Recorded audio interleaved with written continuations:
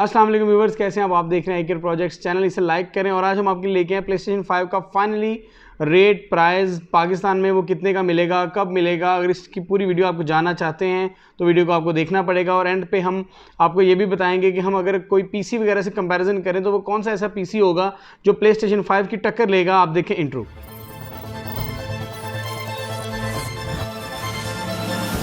लेकिन सबसे पहले एक मैं ज़्यादती वाली बात कर लूँ जो प्लेस्टेशन हमसे कर रहा है, वो ये है कि प्लेस्टेशन 5 लेने के बाद भी हमें GTA 5 ही खेलनी पड़ेगी। GTA 6 हमें ट्रेलर में भी अभी तक रूमर्स ही हैं, सब कुछ फेक चल रहा है। कोई भी ट्रेलर इस वक्त ऐसा नहीं जो ओरिजिनल हमें GTA 6 का कम से कम मिल जाए, क्योंकि GTA 6 बहुत ज़्यादा लवर्स हैं गेम्स के। मैं खुद भी हूँ और भी काफ़ी ऐसे कस्टमर जो GTA के लिए गेम जो है बाय करते हैं। तो ये हमारे साथ अभी भी ज़्यादती हो रही है, प्लेस्टेशन 5 जो है हमारे साथ कर रहा है, क्योंकि 2021 में प्लेस्टेशन 5 GTA 5 को ही लॉन्च कर रहा है, रीलॉन्च कर रहा है, जो प्लेस्टेशन 4 में ऑलरेडी हम खेल चुके हैं और खेलते अभी भी आ रहे हैं। प्लेस्टेशन 3 में भी, 4 में भी और 5 में भी। अब 2021 में हमें प्लेस्टेशन 5 में भी GTA 5 ही देखनी पड़ेगी। 6 अभी शायद अगर वो 21 में ये काम करे तो उम्मीद है 24 या 26 में हमें जो है GTA 6 हमें मिले देखने को। ये हमें जो है प्लेस्टेशन की तरफ से सबसे जो बुरी इस वक्त रिपोर्ट मिल रही है वो ये है। उसके अलावा बेसिकली इसकी जो प्राइस है वो पाकिस्तान में जस्ट 86,000 होनी चाहिए, लेकिन ऐसा होगा नहीं, क्योंकि हमेशा टैक्स और कुछ हमारे पाकिस्तान में इंपोर्ट होने की वजह से प्लेस्टेशन पहले से भी महंगी रही है और आगे भी जाके महंगी रहेगी। एक्सबॉक्स का भी यही हाल है। कोई भी चीज़ जो इंपोर्ट होती है वो ऑलरेडी हमारे पाकिस्तान में हमें महंगी ही मिलती है। और प्लेस्टेशन का जो एक्चुअल रेट है वो 86,000 है, लेकिन पाकिस्तान में जो रूमर चल रहे हैं वो 1,15,000 या तकरीबन न्यू आने की सूरत में वो 1.5 लाख तक भी जा सकती है। ऐसे हाईलाइट फीचर्स हैं जो हम आपको बताएंगे कि उसके जो रिमोट कंट्रोल में अडेप्टिव जो टचेस दिए हैं उन्होंने वो बहुत ही क्लास की चीज़ है।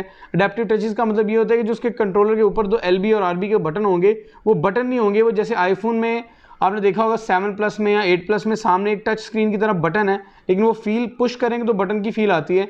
सेम टू सेम वैसे ही वो कंट्रोलर में भी पुश करके हमें हैप्टिक फीडबैक की फील आएगी और वो ऐसा लगेगा जैसे बटन, लेकिन वो बटन होंगे नहीं। और उसी तरह सेम टू सेम इसके कंट्रोलर में से भी वाइब्रेशन रिमूव कर दी गई है। वाइब्रेशन को अपनी लेटेस्ट जनरेशन पे लेके गए हुए जो हैप्टिक फीडबैक है वही अगेन बात है कि उसको बहुत ज़्यादा अच्छी तरह यूटिलाइज किया गया। और चौथा जिसमें बहुत ज़्यादा हाईलाइट फीचर किया जा रहा है, क्योंकि मैं आपको हाईलाइट्स बता रहा हूँ प्लेस्टेशन 5 के, वो ये है कि उसमें 3D ऑडियो का एक उन्होंने एनहेंसमेंट डाली है कि अगर हम उसमें कोई भी गेम खेलते हैं, जैसे 3D वीडियो चली थी एक दौर में, अब उसी तरह हमें 3D ऑडियो भी सुनेगी।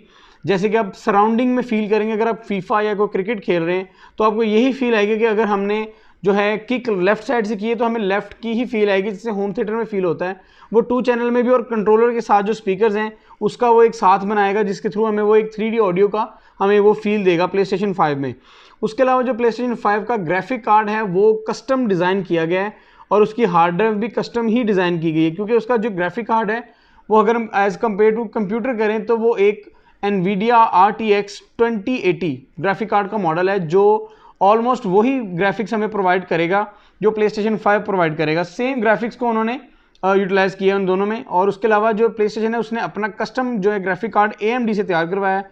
इस चीज़ के लिए पूरी डिटेल हमने पूरी सर्च करने के बाद आपको ये डिटेल दे रहे हैं। उसके अलावा जो हमें इसमें SSD देखने को मिलेगी वो हमें 2x फास्टर मिलेगी, यानी कि और ज़्यादा तेज़ मिलेगी आर्म हार्ड ड्राइव से।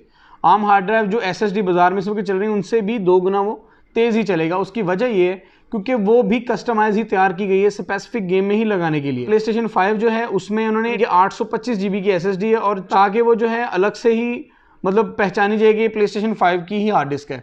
तो ये एक चीज़ बड़ा उन्होंने डिफरेंट किया है। एक्सबॉक्स जो 1 सीरीज़ लॉन्च की है उन्होंने तकरीबन 2-2.5 माह पहले, उसका प्लेस्टेशन 5 से जो है बहुत कम रिस्पॉन्स मिला है। हर बंदा जो है प्लेस्टेशन 5 पे ही मूव करना चाह रहा है। मैं भी ऑलरेडी प्लेस्टेशन 4 का यूज़र हूँ, लेकिन मैं भी प्लेस्टेशन 5 पे ही मूव करना चाहूँगा, एक्सबॉक्स पे नहीं। तो काफ़ी ऐसे यूज़र हैं जो प्लेस्टेशन के लवर हैं, जैसे लोग आईफोन के लवर हैं और कुछ एंड्रॉयड के लवर, इस तरह एक्सबॉक्स के भी लवर हैं और प्लेस्टेशन के भी लवर हैं।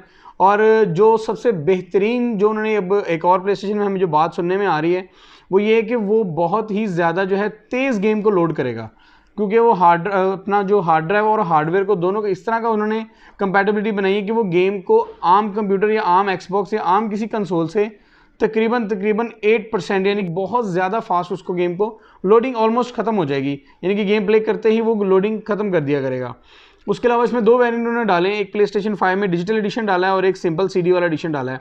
CD वाला एडिशन उम्मीद है कि आने वाले दौर में बिल्कुल ही ख़त्म कर दिया जाएगा, क्योंकि अभी भी कुछ लोग जो हैं ब्लू रे से गेम्स बाय करते हैं, नहीं तो 90% जो लोग हैं वो गेम्स ऑनलाइन ही डाउनलोड करना पसंद करते हैं। डिजिटल एडिशन जो है वो सस्ता होगा और ब्लू रे वाला एडिशन जो है वो महंगा होगा। ऑलमोस्ट 4.5 kg यानी कि 4.5 किलो इसका वेट है और 3.6 किलो जो है वो प्ले स्टेशन स्लिम एडिशन जो उन्होंने डिजिटल एडिशन निकाला है उसका वेट है। उस कंट्रोलर की एक बार ABB इसमें अंदर जो शामिल की है उन्होंने वो ख़त्म नहीं की कि प्ले स्टेशन के थ्रू ही कंट्रोलर को चार्ज किया जाएगा। हम रेगुलर मोबाइल के चार्जर से कंट्रोलर को चार्ज नहीं कर सकते। प्ले स्टेशन 3 में भी वही प्रॉब्लम थी और प्ले स्टेशन 4 में भी, क्योंकि उसमें कुछ टर्म्स एंड कंडीशन है प्ले स्टेशन की, जो वो अपने प्ले स्टेशन 4 में उन्होंने रेस्ट मोड के नाम से एक ऑप्शन दिया था जिसमें प्ले स्टेशन 4 जो है अपने कंट्रोलर्स को चार्ज करती है इस तरह। लेकिन प्ले स्टेशन 5 में भी यही ऑप्शन उन्होंने दोबारा से रिलॉन्च किया रेस्ट मोड का। उसमें एक तो गेम जो है वो अपने फ़ैन ऑन रखती है और गेम अपनी जितनी भी हीट है वो सारी निकाल देती है और वो आपके कंट्रोलर को भी चार्ज करती है। USB में वोल्टेज आते रहते हैं, कंट्रोलर आपके चार्ज होते रहते हैं। उसके अलावा प्ले स्टेशन में जो रैम लगाई गई है वो लगाई है उन्होंने 16 GB DDR6 जनरेशन 3। जनरेशन 3 का मतलब है कि वो भी रैम जो सबसे हाई एंड और लेटेस्ट रैम है, जो स्पेशल जो हार्ड ड्राइव के साथ कंपेटेबल की गई है, वो रैम भी उसी हार्ड ड्राइव के साथ ही सपोर्टेड है। यानी कि अगर हम आप कंप्यूटर भी लें और इस तरह की प्ले स्टेशन की हार्ड ड्राइव भी बाय करें तो आपको रैम उस हार्ड ड्राइव को चलाने के लिए रैम भी स्पेसिफिक बाय करनी पड़ेगी। हर रैम के साथ वो हार्ड ड्राइव एक्सेस नहीं कर सकती। ये बहुत ज़्यादा उन्होंने इस बार पेचीदगियाँ डाली हैं, लेकिन टेक्नोलॉजी को इतना अच्छा और स्लिम कर दिया गया है कि वो आने वाले दौर में ये हमारी मजबूरी बन जाएगी कि हर चीज़ कंपैटिबल चलानी पड़ेगी और कॉम्पैक्ट चलानी पड़ेगी। एंड पे वो हाईलाइट फीचर जो प्ले स्टेशन 5 में बार बार एक ही चीज़ बार बार बता रहा है वो ये है कि प्ले स्टेशन जो 5 है वो 8K सपोर्टेड होगा, यानी कि 8K रेजोल्यूशन तक वो आउटपुट दे सकता है। लेकिन इसका मतलब ये नहीं कि हर गेम 8K ही होगी। जैसे कि प्ले स्टेशन 4 प्रो में उन्होंने हमारे साथ किया था कि हर गेम जो है वो 4K पे रन नहीं होती थी। कुछ गेम्स थी, स्पेसिफिक गेम्स थी जो ग्राफिक कार्ड को रेजोल्यूशन को 4K पे ले जाती थी, नहीं तो 90% गेम जो थी वो प्रो HD थी। यानी कि प्रो HD का मतलब ये था कि वो फुल HD नहीं थी और वो सिर्फ जब गेम आप प्ले करते थे तो वो ऑटोमेटिकली गेम 1080p पे स्ट्रीम करती थी और गेम जो है जब आप मेन डैशबोर्ड पे आते थे तो आपकी स्क्रीन की रेजोल्यूशन 4K हो जाती थी। प्ले स्टेशन 5 में भी 8K का मतलब यही है, यानी कि 8K पे रेजोल्यूशन तो ज़रूर आपकी LCD सपोर्ट करेगी, लेकिन इसका मतलब ये नहीं कि हर गेम आपकी जो 8K में चलेगी। 90% गेम है जो 4K पे ही चलेंगी।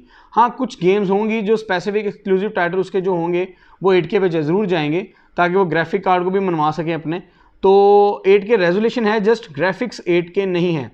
और एक और जो बेस्ट ऑफ बेस्ट उन्होंने चीज़ को बहुत ज़्यादा हाईलाइट किया ग्राफिक्स में भी, रे ट्रेसिंग के नाम से। रे ट्रेसिंग का मतलब होता है कि जब हम अक्सर का जब GTA खेलते हैं, कोई अदर गेम खेलते हैं, मैं आपको स्क्रीन पे भी दिखा रहा हूँ वो, कि जब हम रे ट्रेसिंग को ऑन करते हैं ना तो जो नॉर्मल ग्राफिक्स होते हैं वो बहुत ही ज़्यादा क्लियर और ग्लॉसी 3D से हमें फील करने शुरू हो जाते हैं। जैसे कि ये भी आप नाइफ भी देख रहे हैं और ये नाइफ जब गुजर रही है तो इसके अंदर से बाकी शेड्स भी हमें नज़र आ रहे हैं, यानी कि जो आसपास की जो उनके लुक्स हैं वो भी उसमें हमें दिख रहे हैं।